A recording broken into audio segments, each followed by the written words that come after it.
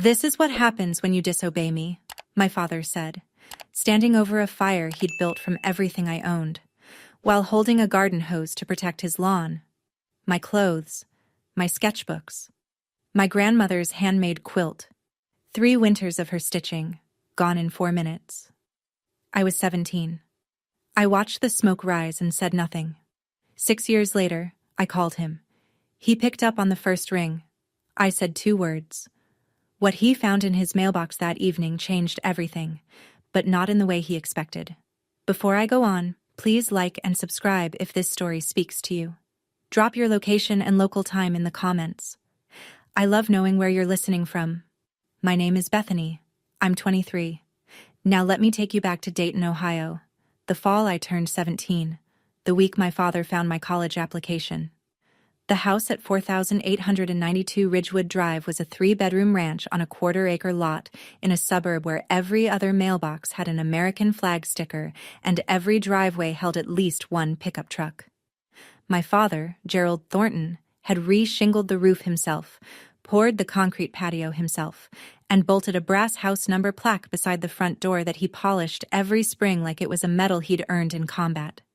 To him, that house wasn't shelter. It was proof. Proof he'd made something. Proof he was somebody. Proof he was in charge. And inside it, he was. Dinner was at 6 sharp. I cooked. I washed. My older brother Garrett sat at the table and ate and left his plate for me without a word, because that was simply how things worked in our house.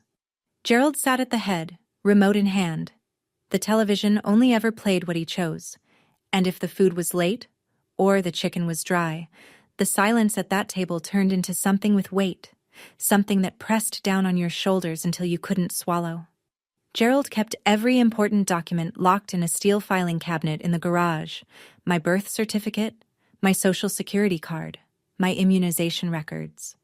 I had never held my own ID. When I once asked for my social security number, I needed it for a part-time job application at the coffee shop on Route 48. He copied 9 digits onto a sticky note, watched me memorize them, and took the note back.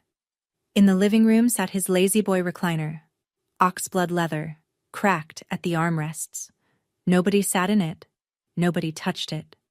It faced the television like a throne facing a court, and every evening Gerald lowered himself into it with the authority of a man who believed the whole house orbited his comfort. It did. My brother Garrett was 22 when I was 17. Gerald had paid his community college tuition, a 1.5 years of classes Garrett mostly skipped before dropping out, without a single lecture about gratitude. Now Gerald was drawing up plans to set Garrett up with his own auto repair shop. Father and son spent weekends pricing hydraulic lifts and floor jacks the way some families planned vacations. I graduated in the top 10 of my class. My art teacher, Mrs. Rourke, pinned one of my charcoal portraits in the front hallway display case. My math scores were high enough that the guidance counselor printed a list of colleges and slid it across her desk to me with a hopeful look. I brought that list home folded inside my textbook. After dinner, plates cleared, I set it on the table in front of Gerald. He didn't pick it up. "College," he said, not as a question. "For what?" "Business," I said, "or accounting."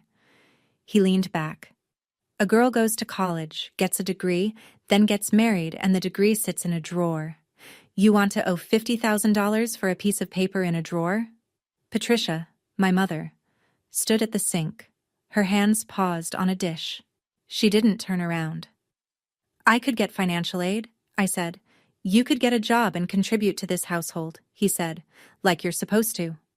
I was already working weekends at the coffee shop on Route 48, $8.75 an hour, every dollar direct deposited into an account Gerald had opened in both our names. I never saw a bank statement. I didn't have an ATM card. My labor went in, and Gerald decided what came out. Garrett's future was an investment. Mine was an expense. But every Tuesday and Thursday after school, I stayed at the library. Gerald thought I was shelving books for volunteer credit. I was not. When I was 14, Gerald slammed his palm on the dinner table so hard the water glasses jumped. I don't remember what I'd done. Probably spoken without being spoken to. Probably breathed too loudly. probably existed in a way that reminded him he wasn't the only person in the room. He leaned across the table and shouted 3 inches from my face until his spit hit my cheek. The next morning, I told my school counselor. A woman from Child Protective Services knocked on our door 4 days later. She wore a lanyard and a patient smile. She looked around the house. Clean, stocked refrigerator, no bruises, took notes, asked questions. Gerald was calm and polite the entire visit, the way a man is calm and polite when he knows what's at stake. Nothing came of it, but Gerald never forgot. From that day forward, I became the girl who called the cops on her own father. Gerald made sure every aunt, uncle, and cousin knew it. Thanksgiving dinners, Easter brunches, 4th of July cookouts. He'd work it into conversation like a man picking a scab. Beth here once brought CPS to our house. 14 years old, can you imagine? I kept a roof over her head and she thanked me with a caseworker in my living room. Relatives stopped calling me. Invitations thinned. I became the difficult one, the problem, the cautionary tale of what happens when a daughter doesn't know her place. And whenever I pushed back on anything, curfew, chores, the money Gerald took, he had one line that ended every argument. You want to call the cops again? Go ahead. See who believes you this time. One night, just the 2 of us in the kitchen, my mother whispered, "Don't provoke him, Beth." Her hands were shaking around a coffee mug. She wasn't defending him. She was surviving him. And somewhere inside her arithmetic of fear, keeping me quiet meant keeping us both intact. On the living room wall hung a framed family portrait. Gerald, Patricia, Garrett, smiling at a JCPenney studio. I wasn't in it. Gerald told relatives I'd been busy that day. The truth was simpler. He never asked me to come. My grandmother, my mother's mother, died the spring I turned 15. Ovarian cancer. Diagnosed late. She spent her last 2 months at home in a recliner that looked nothing like Gerald's, surrounded by baskets of fabric and a sewing machine that hummed late into the night. The quilt she left me was a patchwork of cotton scraps from clothes we'd both worn, a sleeve from my 4th grade field trip shirt, a hem from the dress she wore to my kindergarten graduation, pieces of old flannel nightgowns and hand-me-down blouses layered and stitched into something that held warmth the way only handmade things can. She'd tucked lavender sachets into the seams. 2 years after her death, I could still smell them. Every night I pulled that quilt up to my chin and felt, for 10 seconds, like I belonged to someone who was glad I existed. My grandmother was the only adult who ever said to me, plainly, "You're sharp with numbers, Bethany. You have to go to school. Promise me." I promised.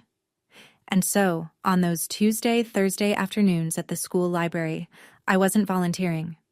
I was sitting at a public computer, pulling up the Sinclair Community College admissions page and filling out an application, one field at a time, saving my progress, clearing the browser history before I logged off.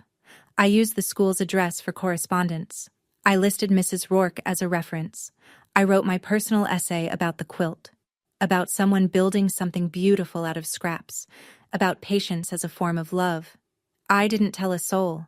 What I didn't know was that Gerald had set up parental notifications on the school's network system, something he'd demanded after the CPS visit, framed as keeping tabs on her internet usage. Every week, the system flagged activity categories and emailed a summary to the parent on file. The week I accessed college application resources 4 times, Gerald got an alert.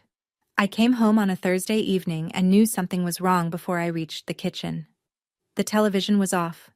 Gerald sat in the lazy boy, but he wasn't reclined.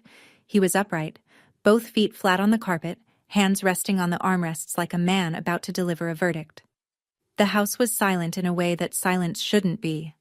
Loaded, pressurized, the kind of quiet that makes your eardrums hum. "Sit down," he said. I sat on the couch across from him. My backpack was still on. I could feel the zipper pressing into my spine. "I got an email from the school," he said.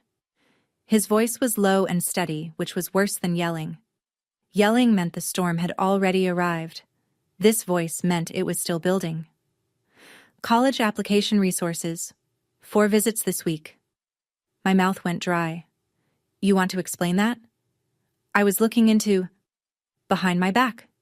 He cut me off without raising his volume. You sat in that library and applied to college behind my back. After I told you no. After I explained why. I just wanted to see if I could... You snuck around. Just like you did when you were 14. He let the CPS reference land. It always landed. You call the authorities on your own father. You go behind my back to do the one thing I told you we couldn't afford. Same pattern. Liar. Sneak. Patricia stood at the kitchen sink. I could hear the faucet running, though she'd stopped washing anything. Her hands were motionless in the water. Gerald stood up. The lazy boy rocked once behind him. He walked to the garage. I heard the filing cabinet open, the jingle of keys. When he came back, he was holding a heavy-duty black trash bag and his ring of house keys. He looked at me and said one word. Outside. He went to my room first. I followed him up the stairs because I didn't know what else to do, because my body hadn't yet caught up with the understanding that what was happening was actually happening. Gerald yanked open my closet and started pulling. Shirts, jeans, the second-hand winter coat I'd bought at Goodwill with my own tips. He stuffed them into the trash bag the way a man bags leaves in autumn. Mechanical, thorough, no hesitation. My sketchbooks went next. 3 years of charcoal portraits, still lifes, the drawing Mrs. Rourke had displayed in the school hallway. He bent them in half to fit. Then the books. Algebra 2. A P. English. A used copy of Pride and Prejudice I'd found at a yard sale for 50 cents. Garrett stood in the hallway, arms crossed, leaning against the doorframe. He watched the way someone watches a car accident. Fascinated, removed. He didn't say a word, didn't reach out a hand, didn't step forward. He simply observed his sister's life being shoved into a garbage bag, and then he looked at his phone. My mother appeared behind Garrett. Her face was white. Gerald, please. Shut your mouth, he said without turning around, or yours is next. Patricia stepped back. She pressed herself against the hallway wall and stayed there, one hand covering her lips. Gerald pulled the quilt off my bed. Something electric shot through my chest. Not that, I said. My voice cracked for the first and last time. Please. That's from Grandma. He held the quilt balled up in both hands and looked at me the way a man looks at something he's about to prove a point with. Your grandmother spoiled you, he said. Look where that got us. He carried everything downstairs, through the kitchen, out the back door. I followed, and when I saw the burn barrel already standing in the center of the yard, the old steel drum he used for brush in the spring, positioned and waiting, I understood. He'd planned this. The barrel was already there. Gerald upended the trash bag into the barrel. My clothes, my books, my sketchbooks, they tumbled in like they were nothing. He reached for the plastic bottle of lighter fluid on the patio table. He'd set that out too. He doused everything. The chemical smell cut through the October air. Then he pulled a long-reach lighter from his shirt pocket, clicked it once, and held the flame to the edge of a cotton shirt. The fire caught fast. I stood 6 feet away and watched 17 years of belongings curl and blacken inside a steel drum in my father's backyard. Pages of sketches folded into ash. Fabric shrank and split. The lighter fluid made the flames jump high enough that I felt the heat on my forearms. Then he dropped the quilt in. Patchwork cotton, my grandmother's careful squares, the lavender sachets, the soft flannel from nightgowns I'd worn at 7 and 10 and 12. Caught at one corner and spread inward. The colors tightened, then disappeared. The whole thing was gone in under 4 minutes. Gerald held the garden hose in his other hand. Not for my things. For his lawn, in case the sparks drifted. Next door, I saw Mrs. Ruth Delano standing on her back porch. She was 70 years old, white-haired, both hands pressed to her mouth. She was watching through the chain-link fence, and she didn't look away. Gerald turned to me. He raised his voice, not for my benefit, but for the neighborhood. This is what happens when you disobey me. I stared at the smoke. It rose in a thin gray line above the rooftops and vanished into a sky that was too blue to care. I said nothing, not because I had nothing to say, but because I'd already said my last word in that house. He thought he was teaching me a lesson. He was right. Just not the one he intended. That night, I lay on a bare mattress in a room that smelled like lighter fluid and regret. No quilt, no sketchbooks on the desk, no winter coat in the closet. Gerald had locked the front door at 9 like he always did. The deadbolt he'd installed himself, keyed from both sides, so nobody left without his permission. Around 11, my bedroom door opened. No knock, no light. Patricia slipped in and sat on the edge of the mattress. She didn't speak right away. I could hear her breathing. Shallow, careful, the way you breathe when you're trying not to exist too loudly in a house that punishes sound. She pressed a white envelope into my hand. I opened it by the glow of the streetlight through the blinds. Inside, my birth certificate, my social security card, and a thin fold of cash. $340 in 20s and 10s. Money she'd been skimming from grocery budgets over months, maybe years, hiding it in places Gerald would never look because Gerald never helped with groceries. "Go," she whispered. "Don't come back. I'm sorry, Beth." She squeezed my hand once. Then she stood up and walked out of my room and closed the door without turning around, because if she turned around she would cry. And if she cried, Gerald would hear. And if Gerald heard, the envelope would disappear into the filing cabinet, and this one narrow window would seal shut forever. I waited 15 minutes. Then I pushed open my bedroom window. Ground floor, thank God. Swung my legs over the sill and dropped 3 feet into the side yard. I was wearing jeans, a t-shirt, and sneakers. Nothing else. I walked to Mrs. Delano's house. 3 minutes. The porch light was on. I knocked twice. She opened the door, looked at my face, and pulled me inside without asking a single question. I left 4,892 Ridgewood Drive with $340 and a white envelope. I didn't know that 6 years later I'd stand in front of that same house holding a deed with my name on it. Gerald discovered I was gone by 6:15 the next morning, when nobody was in the kitchen making breakfast. He did not look for me. Instead, he picked up the phone and began calling family. Aunts, uncles, cousins, the entire network of Thornton's and Patricia's side too, and delivered a version of events so polished you'd think he'd rehearsed it. She ran off, middle of the night. No note, no explanation.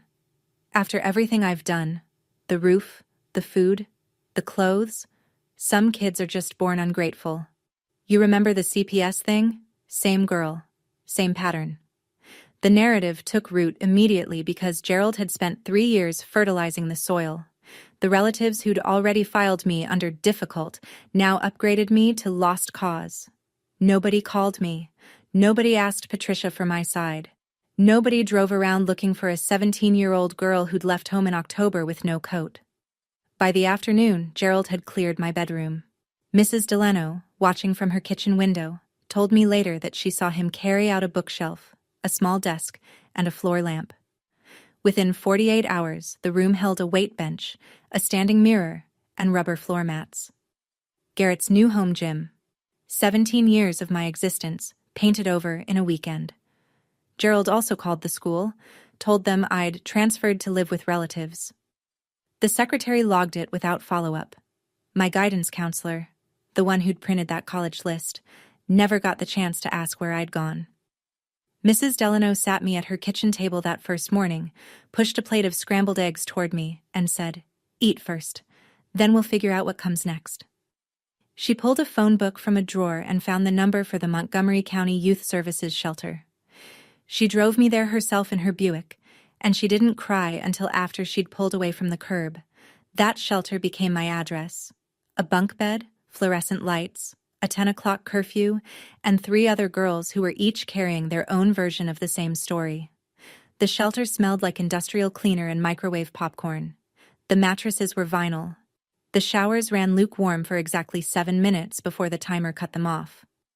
I shared a room with 3 other girls, Danielle, who slept in her shoes, Mackenzie, who talked in her sleep about someone named Kyle, and a girl everyone called Birdie, who never told us her real name and left after 2 weeks without saying goodbye.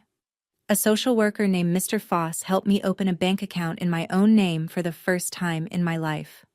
I sat across from a teller at a Chase branch and slid my birth certificate and social security card across the counter. The same documents Patricia had pressed into my hand in the dark. And when the teller asked for a deposit, I put in $200 from Gerald's $340 and kept the rest as cash for bus fare and food. Mr. Foss also helped me enroll in GED prep since I'd been pulled from school before finishing my junior year. And he flagged me for Medicaid, which meant I could fill a prescription for the inhaler I'd needed since childhood, but Gerald never consistently filled because he considered asthma a mindset problem. I got a job within the week.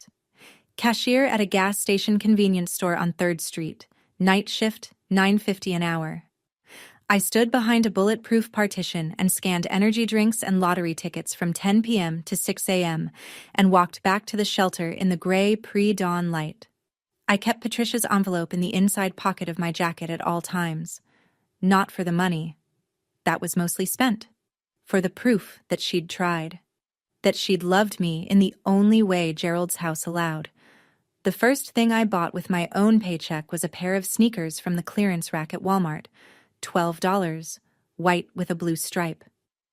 I laced them up in the parking lot and stood on the asphalt and felt, for the first time in months, like I was standing on ground that was actually mine. Have you ever had a moment like that, where something small, something cheap, made you feel like you were finally allowed to exist? I used to lie on that bunk at the shelter and wonder, why did wanting an education count as disobedience?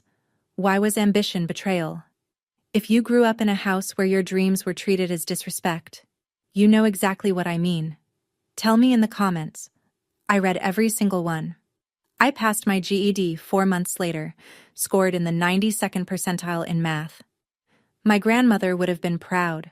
At 18, I enrolled at Sinclair Community College, the same school I'd been secretly applying to when Gerald found me out. The irony sat in my chest like a stone.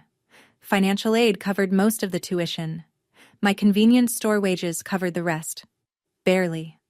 I moved out of the shelter and into a shared apartment with 2 other students. A 1-bedroom that we split 3 ways, sleeping in shifts because one of us always had a night class. Business administration. I chose it because my grandmother told me I was sharp with numbers, and because I understood, in a way I couldn't yet articulate, that money was the architecture underneath everything Gerald had built and everything he'd used against me. If I was going to stop being controlled, I needed to understand the machinery of control.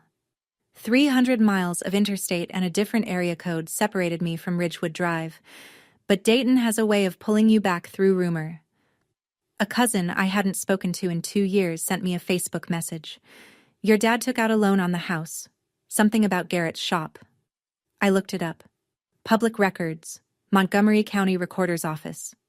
Gerald had taken out a home equity line of credit, $85,000, secured against 4892 Ridgewood Drive.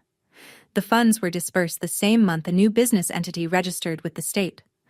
Thornton and Son Auto Repair, LLC, and Son, not and daughter, not and family. One afternoon, my bus route to campus passed through the commercial strip on Linden Avenue, and there it was.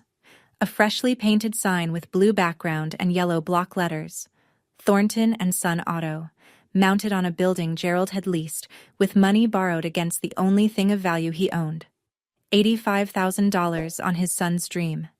$340 is what my mother could scrape together for mine. The year I turned 20, I almost quit. I was working 2 jobs, the convenience store and a weekend housekeeping shift at a Comfort Inn off of Pine 75, while carrying 15 credit hours at Sinclair.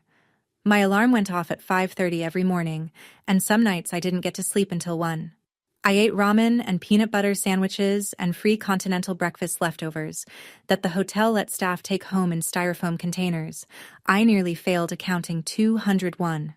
Not because I didn't understand debits and credits, but because I fell asleep during the midterm. Actually fell asleep, pen in hand, face on the desk, and woke up with 20 minutes left and a test half blank. And then came the message from a cousin a screenshot of something Gerald had posted on Facebook. I didn't have him as a friend, but the family network is porous in small-town Ohio. Gerald's post read, "Sad to say my daughter chose the streets over family. I tried my best. Some people don't want to be helped. Pray for her." Below it, 11 comments. Relatives expressing sympathy for Gerald. One aunt wrote, "You did everything you could, Ger. She'll learn the hard way. Nobody asked me. Nobody checked." That night, after my housekeeping shift, I sat on the bus at 11 p.m., forehead against the cold window, and I cried for the first time since the fire. Not loud, not dramatic, just tears running into the collar of a uniform polo that smelled like bleach and someone else's hotel room. For about 10 minutes, I wondered whether Gerald was right, whether I was wasting my time, whether the world was just a series of rooms controlled by men like him and I'd never find one that was mine. Then I remembered my grandmother's hands, the quilt, the stitching. 3 winters of patience. "You're sharp with numbers, Bethany. You have to go to school." I wiped my face with my sleeve. I got off at my stop. I walked home. And the next morning, I retook the exam and passed. I finished my associate's degree the semester I turned 21. Not with honors, not with fanfare, just a diploma in a cardboard folder and the quiet knowledge that nobody had handed me a single credit. The degree led to a job at a title company called Howell and Dean on East 5th Street. Entry level. $15 an hour. My job was to organize closing documents, verify property records, and process title searches. The unglamorous paperwork behind every real estate transaction in the greater Dayton area. Stacks of deeds, lien releases, mortgage assignments, and foreclosure filings passed through my hands every day. I learned to read them the way a mechanic reads engine codes, quickly, precisely, looking for the thing that didn't belong. The office was small. 4 desks, a copier that jammed twice a week, fluorescent lights that buzzed at a frequency only I seemed to hear. But it was mine. My desk. My name on the mailbox. My paychecks deposited into an account no one else could touch. Linda Marsh was a broker who worked out of the suite next door. She was 45, silver-streaked hair pinned in a low twist, and she wore reading glasses on a chain that she swung like a lasso when she was thinking. She started noticing me because I was always the last one in the building. One evening, she leaned through the doorway and said, "You're still here." "I like reading the filings," I said, which was true. She looked at me over her glasses. "You're smarter than half the agents I've hired. Why aren't you licensed?" "Working on it," I said, which wasn't true yet, but became true the moment she said it. Linda began mentoring me. Over coffee, over lunch, over stacks of comp analyses. She taught me how to read a neighborhood, how to calculate equity, how to spot a distressed property before it hit the courthouse steps. "In real estate," she told me once, "paper is power. Whoever holds the deed holds the truth." I wrote that on a sticky note and put it on my desk. It stayed there for 2 years. I passed the Ohio real estate licensing exam on my first attempt, 3 weeks after my 22nd birthday. Linda hired me as a junior agent at her brokerage the same afternoon. I was making commission now. Not much at first, but enough that I moved into a studio apartment where I didn't have to sleep in shifts, and enough that I started putting money into a savings account I checked every Sunday morning with something close to disbelief. Meanwhile, 600 miles of hard work separated me from 4,892 Ridgewood Drive. But public records don't care about distance. Through my title company contacts, I had access to the same county databases I'd used every day at Howell and Dean. I wasn't searching for Gerald. I didn't need to. When you work in real estate in Montgomery County, information about every property, every lien, every default, every transfer, flows across your desk like water. You don't have to go looking. It finds you. And what it told me was this. Thornton and Son Auto was bleeding money. Garrett had hired too many people, spent too much on a renovation nobody asked for, and was pulling from the business account for personal expenses. A lease on a Dodge Charger, weekend trips to Put-in Bay with his girlfriend. The shop had been open less than 2 years and was already operating at a loss. Gerald, rather than confronting his golden child, doubled down. He took out a cash-out refinance on the house, rolling the original mortgage and the HELOC into a single new loan that pushed his total debt on 4892 Ridgewood past what the house was worth. On paper, he was underwater. In his mind, he was saving the family legacy. One evening, driving home from a showing, I passed the Linden Avenue commercial strip. The Thornton and Son auto sign still glowed, but 2 of its LED bulbs had burned out. The T and the O were dark. The sign now read, HRN on and Son AUO. It was the kind of detail a novelist would invent. But it was real, and I saw it, and I kept driving. The phone call came on a Sunday morning, 6 months before everything changed. I didn't recognize the number. I almost didn't answer. I was reviewing comps for a listing appointment, but something made me swipe. Beth? I hadn't heard my mother's voice in 4 years. It was thinner than I remembered, stretched tight like a wire carrying too much current. Mom. I'm calling from Ruth's phone. Mrs. Delano. Of course. Patricia didn't have a phone Gerald couldn't check. Ruth gave me your number a long time ago. I didn't know if you'd pick up. I picked up. Silence. Then. Your father is under a lot of stress, Beth. The shop isn't doing well. He's drinking more. Garrett doesn't come around much anymore. She wasn't asking me for money. She wasn't asking me to come back. She was just talking. The way a person talks when they've been holding their breath inside a sealed room and someone finally cracks a window. Are you okay, Mom? A pause. I'm the same. Which meant, no. Mom. You can leave, you know. There are resources. I can help you find. I'm fine, Beth. I just wanted to hear your voice. We talked for 8 more minutes. She asked what I was doing. I told her I worked in real estate. She said, Your grandmother would be so proud. And her voice broke, and she recovered. And we both pretended it hadn't happened. After I hung up, I sat on my apartment floor for 10 minutes, staring at the wall. I thought about calling Gerald. I didn't. I thought about calling Garrett. I didn't. I thought about driving to Dayton and knocking on the front door of 4892 Ridgewood and saying, What? What would I say to a man who burned my things and slept fine that night? Nothing. There was nothing to say. 3 months later, I was sitting at my desk scrolling through the weekly foreclosure list published by the Montgomery County Recorder's Office, a task I did routinely as part of my work, looking for investment opportunities for Linda's clients. And a familiar address stopped my hand on the mouse. 4892 Ridgewood Drive. Notice of default. Bank of Dayton, N.A. Scheduled auction date, 60 days. I read the address 3 times, then a 4th. Then I pushed back from my desk and stared at the ceiling for a full minute, breathing through my mouth like a swimmer surfacing after too long underwater. 4892 Ridgewood Drive. 3-bedroom ranch, brass house numbers, lazy boy in the living room, burn barrel in the backyard. The notice of default meant Gerald had missed payments for at least 90 consecutive days. The bank had filed with the county.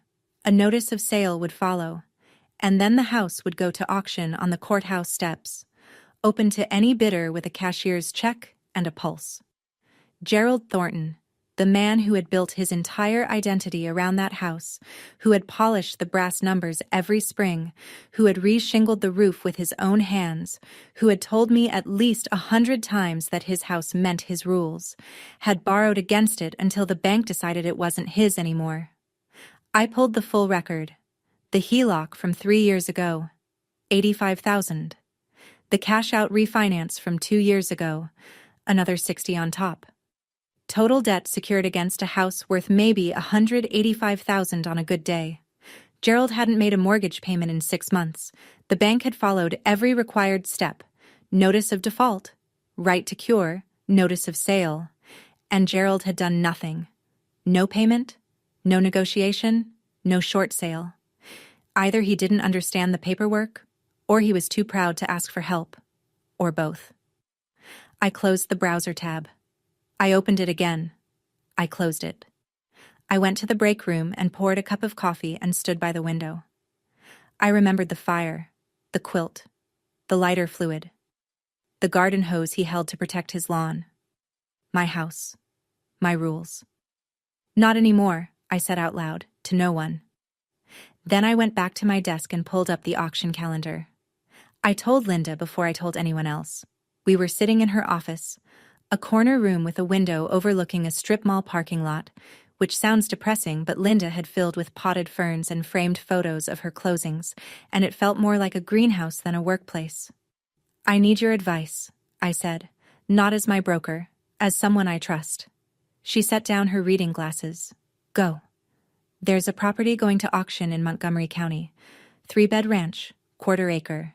Needs a new roof and some plumbing work, but the structure's solid. Market comp in that neighborhood is about $185. Auction estimate is probably $120 to $140. Linda tilted her head. That's a decent margin. What's the catch? It's my father's house. She looked at me for a long time. The ferns swayed in the air from the vent above us. Then she asked the question I needed her to ask. Is this a business decision or a personal one? Both, I said. Then let me ask you this. If this were any house, owned by any stranger, at that price point, in that zip code, would you buy it? I'd already run the numbers. Purchase at auction, roughly $130. Closing costs and title fees, maybe $4,000. Estimated repairs. Roof, water heater, some updated plumbing, $15,000 to $20,000. All-in cost, around $155. Market value after repairs, $185 to $190. 30+ thousand in built equity from day one. Yes, I said. I'd buy it. Then you already have your answer. She paused. But Bethany, make sure you're buying a house, not buying a fight. I'm buying a house, I said.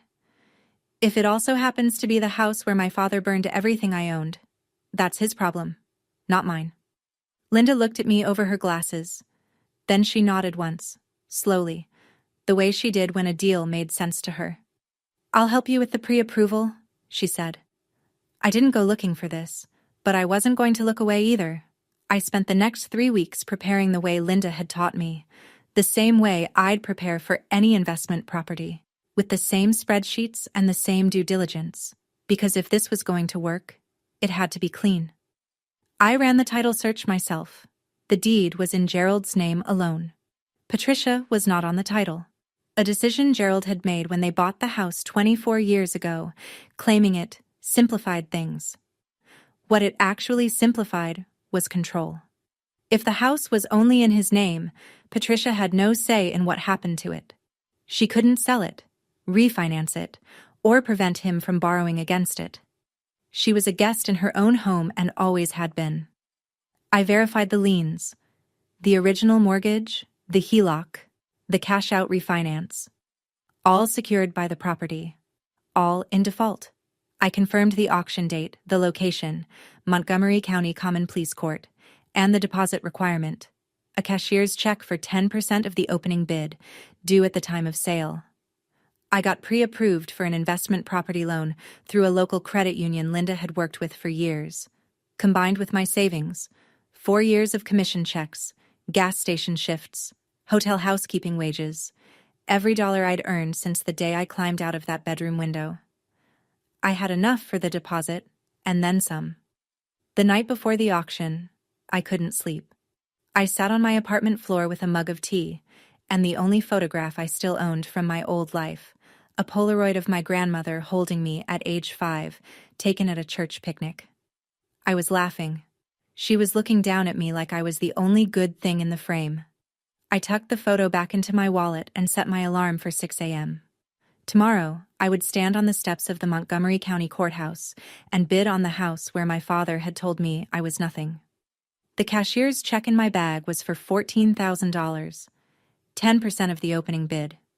It represented 6 years of labor, 6 years of silence, and 6 years of becoming someone Gerald Thornton never imagined I could be. The Montgomery County Courthouse smelled like floor wax and old paper. The auction was held in a room on the second floor. Linoleum, folding chairs, a podium at the front, and about 20 people sat in clusters, most of them investors or attorneys. I was the only woman under 30. The auctioneer worked through properties in order: a duplex on Wayne Avenue, a vacant lot near Riverside, an apartment building on Salem with a tax lien dispute. Each one drawn out in legalese and then resolved in 60 seconds of raised paddles and monotone bids. Then, Lot 7, 4,892 Ridgewood Drive, single-family residential, 3-bedroom, 1.5 bath, quarter-acre lot, foreclosure sale, opening bid set by the line holder at $119,000. My chest tightened. I held my paddle flat against my thigh. 2 other bidders raised immediately: a man in a golf shirt who looked like he bought houses the way some people buy scratch-offs, and a woman with a clipboard who represented some regional investment group. 119, 122, 125. The golf shirt man dropped out at 128. The clipboard woman pushed to 130. I raised my paddle. 131. The clipboard woman looked at me, then at her spreadsheet, then shook her head. The auctioneer waited. Silence in the room like a held breath. Sold. $131,000. Bidder number 7. I walked to the clerk's table and signed. The pen was cheap. Blue ballpoint courthouse issue, the kind that costs 12 cents in bulk. But when I wrote Bethany Thornton on the purchase agreement, my hand was steady. The clerk glanced at the name, then at the name on the foreclosure filing. Thornton and Thornton. She looked up at me. I looked back. She stamped the document without comment. Gerald had let every opportunity to save the house pass. Every cure period, every negotiation window, every chance to sell before the bank took over. He was too proud to ask for help, too stubborn to admit the shop had failed, too convinced that 4,892 Ridgewood Drive would always be his because he'd decided it would always be his. But decisions don't override defaults, and defaults don't care about pride. The deed was recorded 17 days later at the Montgomery County Recorder's Office. I picked up the certified copy on a Tuesday afternoon, and I sat in my car in the courthouse parking lot and held it in both hands. Deed of conveyance. Grantee Bethany M. Thornton. My name. My house. The following Saturday, I drove to Ridgewood Drive. I hadn't been on that street in 6 years. The neighborhood looked the same: mowed lawns, American flag mailboxes, pickup trucks in driveways, but smaller, somehow. The way places from childhood always shrink when you return as an adult carrying different measurements. I parked across the street from 4892. The brass house numbers were tarnished. Gerald hadn't polished them. The patio concrete he'd poured himself had a long crack running through it. The lawn was mowed, though. Of course it was. Gerald would let the roof rot before he'd let the grass grow past 2 inches. He was outside, in fact, pushing a mower in straight lines, wearing the same flannel shirt he'd worn the day he burned my things. He didn't see me. I got out of my car. I stood on the sidewalk in front of the house. His house. My house. And I asked a woman walking her dog to take my photograph. She smiled and obliged. In the photo, I'm standing in front of the brass numbers, 4892 visible over my left shoulder. My expression is calm. Not smiling. Not angry. Just present. I printed the photo at a CVS. On the back, I wrote in neat block letters, "New owner, deed recorded date. Montgomery County Recorder's Office, B. Thornton."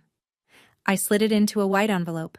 No name on the outside, just like the one my mother had given me. I drove to Ridgewood Drive one more time, opened the mailbox at the curb, placed the envelope inside, raised the red flag, and drove away. I waited one day. I wanted him to find the envelope first, to hold the photograph, to read the back, to feel the floor shift, before he heard my voice. Sunday afternoon, 4:17 p.m. I was sitting in my apartment at the kitchen table, hands folded, phone in front of me. I picked it up and dialed the number I'd never deleted. It rang once. One ring. That's all it took. "Bethany?" His voice was different, older, rougher at the edges like sandpaper that's been used too many times. But there was something else in it. Something I hadn't expected. He sounded like a man who had been waiting by the phone but would never admit it. A man who had kept his daughter's number saved for 6 years without calling because calling would mean the silence was his fault, and admitting fault was the one thing Gerald Thornton could not do. "Check your mailbox," I said. Then I hung up. I set the phone on the table and stared at it for a long time. My heart was pounding in a way that surprised me. Not from anger, not from triumph, but from the strange, vertiginous feeling of completing a circuit that had been open for 6 years. He'd picked up on the first ring. He could have let it go to voicemail. He could have waited 3 rings, 4, 5. Long enough to pretend he wasn't eager. Long enough to reassemble the Gerald who didn't need anyone. But he hadn't. He'd picked up the phone like a man reaching for something he was afraid would disappear. I didn't know what he'd do next. I didn't know if he'd rage or cry, or drive to my office, or sit on the porch in silence. But I knew one thing with absolute certainty. For the first time in his life, Gerald Thornton was going to open a piece of mail and discover that his daughter owned the roof over his head. I wasn't there when he opened it. What I know, I learned later. From Mrs. Delano, who was sitting on her porch with a glass of iced tea and a direct sightline to Gerald's mailbox, because Ruth Delano was 74 years old and had earned the right to observe her neighborhood without apology. She told me Gerald walked to the curb about 20 minutes after my call. He was still holding his flip phone. He opened the mailbox, pulled out the white envelope, and turned it over in his hands. No name, no return address. He tore it open standing in the driveway. He looked at the photograph. Ruth said he went very still. The kind of still that only happens when the body is processing something the mind hasn't caught up with yet. He stared at the front. Then he flipped it over and read the back. Ruth said his hand dropped to his side. The envelope fluttered to the pavement. He sat down on the front porch steps, the same porch where he used to sit with a Budweiser and survey his domain. And he did not move for 40 minutes. He didn't call Patricia. He didn't shout. He didn't go inside. He just sat there holding the photograph in one hand and his phone in the other, staring at the lawn he'd mowed that morning, the lawn that now belonged to his 23-year-old daughter. Ruth told me he called me back. 3 times. I didn't answer. He sat there like a man who'd just been told his own house didn't know his name anymore. Ruth said to me later over the phone, in her quiet, steady voice.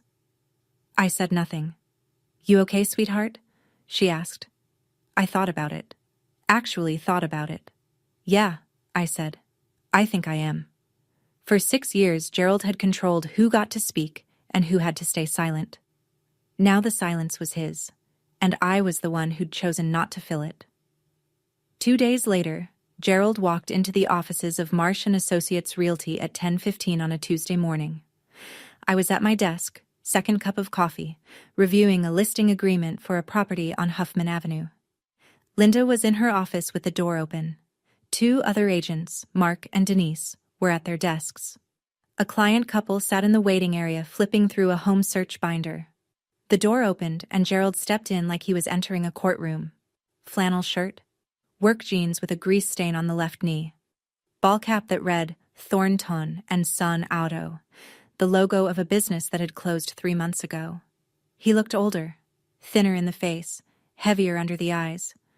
But his posture was the same. Rigid, commanding. The posture of a man who expected rooms to rearrange themselves around him. He scanned the office and found me. "Bethany." I looked up from my desk. My nameplate was facing him. Bethany Thornton, licensed agent. "Gerald," I said. "Not Dad." "Not anymore." He crossed the room in 4 strides. "You think this is funny? You think you can take my house?" I set down my pen. "It stopped being your house when you stopped paying the mortgage 6 months ago. The bank filed for foreclosure. The auction was public. Anyone with financing could bid. I had financing. I bid. I won. It's all recorded at the county recorder's office. That is my house." His voice cracked upward. Mark and Denise stopped typing. The client couple in the waiting area looked up. "I built that patio. I reshingled that roof." And then you borrowed against it until there was nothing left, I said. I kept my voice level. You took out an $85,000 HELOC for Garrett's shop. Then a cash-out refinance for 60 more. The shop failed. The payments stopped. The bank followed procedure. This isn't something I did to you, Gerald. This is something that happened because of choices you made. He stood there, breathing hard, fists at his sides. The room was silent in the way rooms go silent when everyone is pretending not to watch. Linda stepped out of her office. She was calm the way a woman who has brokered 1,200 transactions is calm, unshakable, measured, with the kind of authority that doesn't need volume. Sir, I'm going to need you to lower your voice. This is a place of business. Gerald swung toward her. You don't know this girl. She called CPS on her own father when she was 14 years old. That's who you hired. Linda didn't blink. She looked at me. I looked back. I reported my school counselor, I said, because you screamed in my face at the dinner table. CPS came because they were supposed to come. You weren't charged with anything. But you made sure every relative I had knew about it, and you used it to isolate me for 3 years. So let's be accurate about what happened, Gerald. The client couple was staring openly now. Denise had her hand frozen over her keyboard. Mark had quietly pulled out his phone, not recording, just holding it, like a reflex. Gerald's face reddened. He opened his mouth, then closed it, then opened it again. I raised you, he said. His voice was quieter now, but the edge was still there. I fed you. I gave you a roof. And this is what I get? You burned everything I owned in the backyard, I said. My clothes, my books, my grandmother's quilt. You stood there with a garden hose to protect your lawn and let 6 years of my life turn to ash. And then you told the whole family I was ungrateful. I paused. Every person in that office was listening. You don't get to destroy someone's belongings and then complain when you lose yours, through your own choices. Gerald stared at me. I could see the machinery behind his eyes grinding, trying to find the angle, the leverage, the word that would flip this back to a reality he controlled. But there was no angle. There was no leverage. The deed was recorded. The auction was legal. The numbers were public. You have 30 days, I said. Standard eviction timeline under Ohio law. I won't shorten it. I won't extend it. 30 days. He stood in the middle of the office surrounded by people who now knew exactly who he was, and for the first time in his life, he had nothing to say. He walked out without closing the door. You know, standing there in that office, watching him leave, I realized something I hadn't expected. He still didn't understand. He still thought the house was about power. His power. He never considered that I didn't buy it to take something from him. I bought it because I could. Because 6 years ago, I couldn't buy a bus ticket. And now I could buy a house. The house just happened to be his. But here's what I keep turning over in my mind. Is there a difference between justice and revenge when the person never sees the line? What do you think? Does it matter what you call it? Or does it only matter what it costs you? Tell me in the comments. I really want to know. Garrett called me 4 days later. It was the first time I'd heard his voice since I was 17. Beth? He sounded like a man standing in a room where everything was on fire and he'd just realized the exit was locked. I know we haven't. It's been... Look, Dad needs somewhere to go. He's got 30 days, right? He told me. He does. Okay. So, here's the thing. A pause so long I could hear him swallow. I don't really have room. Kelly and I are in a 1-bedroom in Columbus. It's tight. I can't take him. Garrett, I said. He mortgaged the house for your shop? $85,000? He refinanced for another $60,000 to keep it afloat when it started failing. You know that, right? Silence. He bet everything on you, I said. Everything. The house. His credit. His retirement. He put it all into Thornton and Son Auto. And when the shop went under, you moved to Columbus. I didn't ask him to. Did you pay him back? More silence. The answer was in the silence. Beth, I'm not the bad guy here. I didn't say you were, but I'm not the solution either. You had 22 years of his support. I had 17 years of his control. He gave you a business. He gave me a burn barrel. And now you're calling me the one he threw out to fix what the one he chose couldn't hold together. His breathing was ragged. I'm not selling the house, I said. And I'm not letting him live there rent-free. That's not my responsibility. If you want to help your father, help him. But you don't get to hand that job to me. I hung up, and I sat there thinking about the sign, Thornton and Son Auto, and how the whole family's money and faith had gone into 2 words on a marquee. And when the marquee went dark, the son kept driving. He bet everything on his son. His son left him on red. Gerald moved out on day 27. No phone call. No forwarding address. Mrs. Delano told me she saw him loading a pickup truck.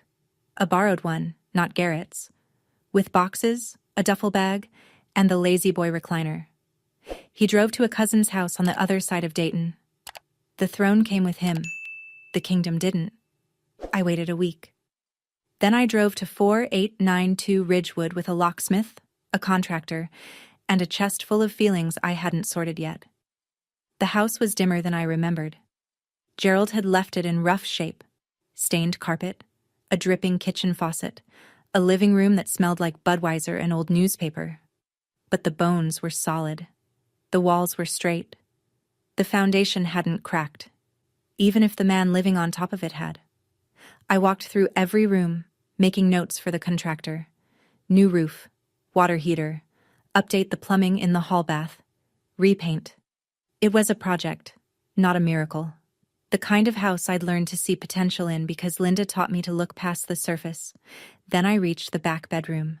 My old room, the one Gerald had turned into Garrett's gym. The weight bench was gone. The mirror was gone. But in the corner, behind a sliding closet door, there was a shelf Gerald apparently hadn't bothered clearing because he assumed it was empty. It wasn't. I found a Nike shoebox, crushed and dusty. I pulled off the lid. Inside, 3 pages torn from a sketchbook, edges blackened and curled. A charcoal drawing of a woman's hands, my grandmother's hands, drawn from memory when I was 16. 2 more sketches beneath it, half destroyed. And at the bottom, folded into a small square, a piece of fabric, patchwork cotton, singed at the edges, faded lavender scent, barely there, a single square from the quilt. Gerald had gone into the ashes. After the fire had died and I'd gone to my room and the neighborhood had turned out its lights, he had reached into that burn barrel and pulled these things out. He'd kept them in a shoebox on a shelf in a closet for 6 years. He never told me. He never used them to apologize. He just kept them, the way he kept my phone number, silently, privately, uselessly. I held the square of fabric and sat on the bare floor of my old bedroom and felt something I couldn't name. Not forgiveness, not anger, something in between. Like finding a handprint in cement from someone who broke your window. It didn't change what he did. But it changed the shape of what I remembered. From a man who only knew how to destroy, to a man who also knew how to regret, but chose the wrong way to carry it. Every single time. Patricia called me 3 days after I changed the locks. Her voice was different. I noticed it immediately. Not the thin wire tension I'd heard 6 months ago, but something closer to clear water. Still cautious, still quiet, but present in a way she hadn't been in years. "He's staying at Dale's," she said. Dale was Gerald's cousin, a house on the west side with a pull-out couch and no questions. "He took the recliner and 3 boxes, that's all." "And you?" I asked. "I'm still at the house." A pause. "Your house." Neither of us said anything for a few seconds. "Beth, do you want me to leave?" I leaned against my kitchen counter and closed my eyes. I saw her in the dark 6 years ago, sliding an envelope into my hand. $340, a birth certificate, a social security card. The entire fortune of a woman who had spent 24 years under a roof she didn't own. married to a man who treated silence as consent and obedience as love. "Do you want to stay?" I asked. She started to cry. Not the stifled, one hand over the mouth crying she'd learned in Gerald's house. Real crying, the kind that takes up space, the kind a person makes when they realize they've been given a door. "Yes," she said. "Please." "Then stay. 200 a month. Enough to cover utilities and give you dignity. I'm not giving you charity, Mom. I'm giving you a lease." 200, she repeated. "I'm fixing the roof next month. The plumber comes Thursday. And Mom..." I paused. "His name's not on anything anymore. Not the deed, not the mailbox, not the rules." She cried again.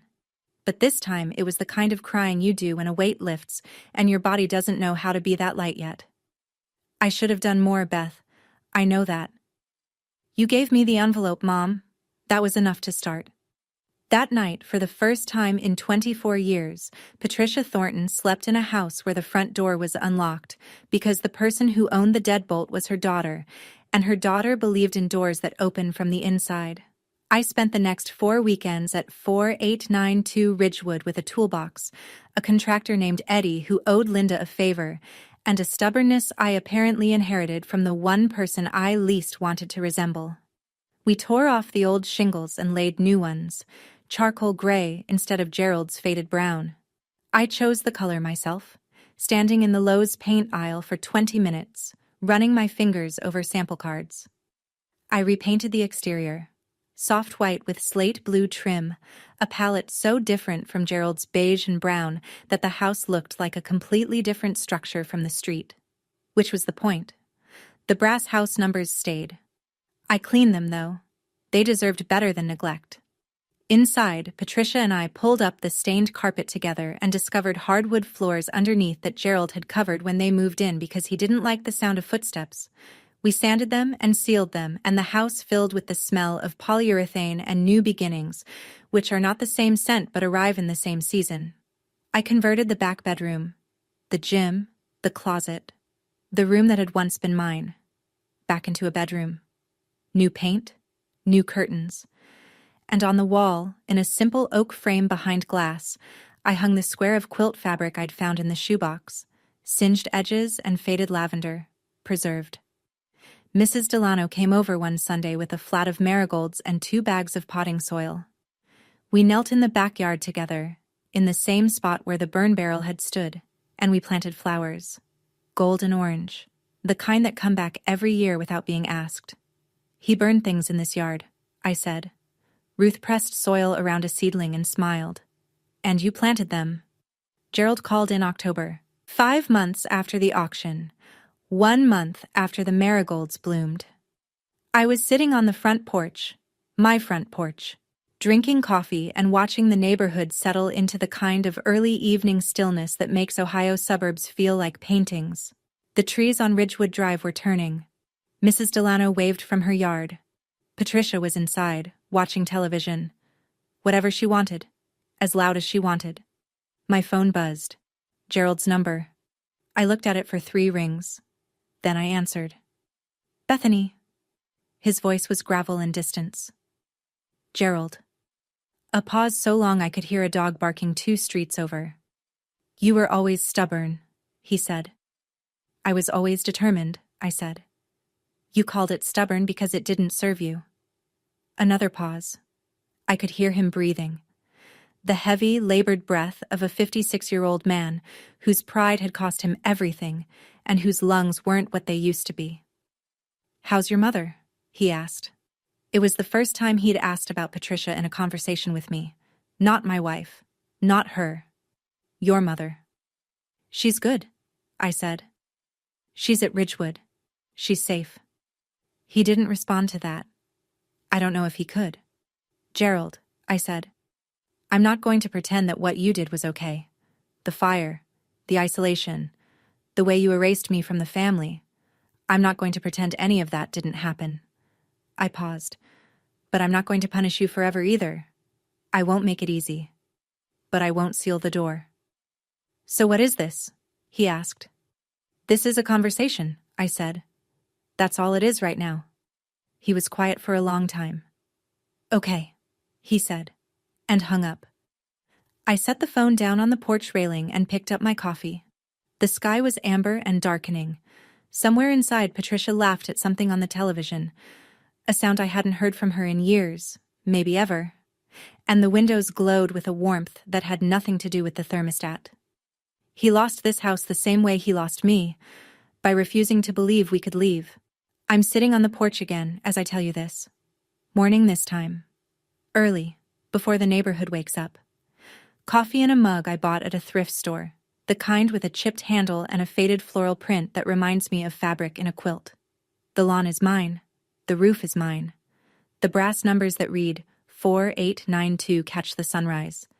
And they're polished now, because some things deserve care even when the person who installed them didn't know how to give it.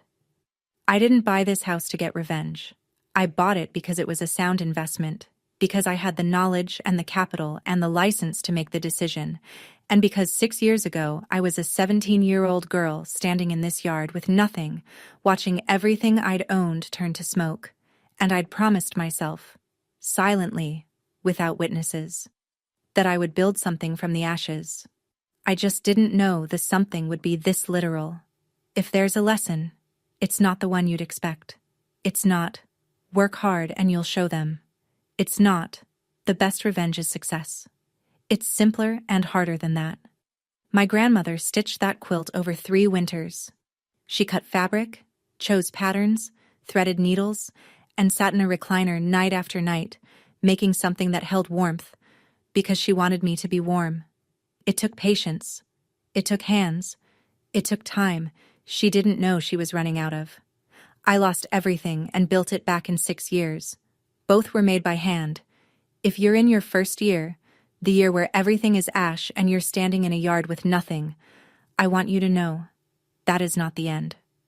But nobody is going to carry you out. You have to climb through the window yourself. The envelope helps, but the walking is yours. That's my story. Thank you for staying until the end. It means more than you know. If someone in your life needs to hear this, send them this video. And if you want more stories about people who rebuilt from nothing, there's a link in the description. Subscribe if you haven't. I'll see you in the next one.